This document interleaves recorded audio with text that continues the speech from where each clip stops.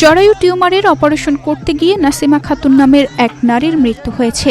এ ঘটনায় ক্ষুব্ধ স্বজনরা ক্লিনিকে হামলা ও চিকিৎসকদের মারধর করেন। এমন ঘটনা ঘটে মেহেরপুর শহরের একটি বেসরকারি ক্লিনিকে।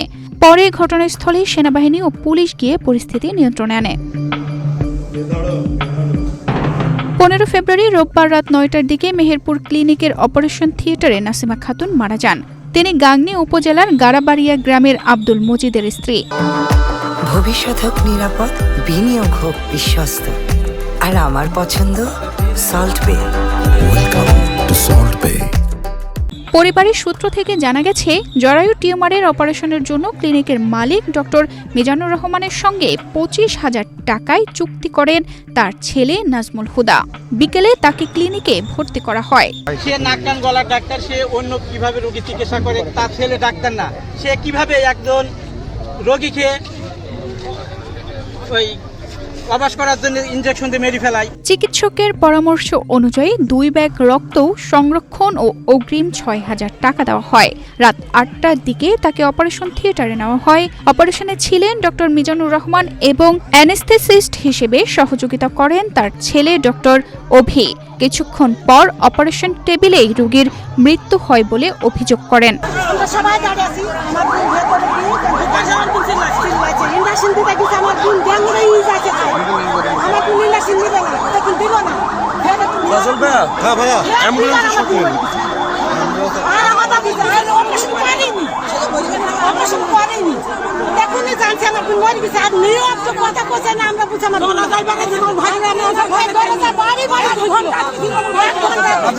এদিকে অপারেশনের প্রস্তুতির সময় অবশ করার ইনজেকশন দেওয়ার আগেই রোগী হঠাৎ ভীত হয়ে পড়েন। এতে তার হৃদযন্ত্রের ক্রিয়া বন্ধ হয়ে যায়। তাৎক্ষণিক চিকিৎসা দিয়ে বাঁচানোর চেষ্টা করা হয়, কিন্তু শেষ পর্যন্ত সম্ভব হয়নি বলে জানায় ডক্টর মিজানুর রহমান। আমরা ভিতরে নিয়েছিলাম আর কি, ওর টেবিলে নিয়ে তারপরে হঠাৎ করে উনি প্যানিক অ্যাটাক হয়ে, হার্ট অ্যাটাক হয়ে মানে কনভালশন শুরু হয়ে গেল। আমরা খুব চেষ্টা করেছি রোগীটাকে সেভ করার জন্য। এ ঘটনার পর খবর পেয়ে বাংলাদেশ পুলিশ ও বাংলাদেশ সেনাবাহিনী ঘটনাস্থলে পৌঁছে পরিস্থিতি নিয়ন্ত্রণে আনে এবং আহত চিকিৎসকদের উদ্ধার করে মেহেরপুর 250 শয্যা বিশিষ্ট জেনারেল হাসপাতালে ভর্তি করেন। এ ঘটনায় পুলিশও অবগত রয়েছে।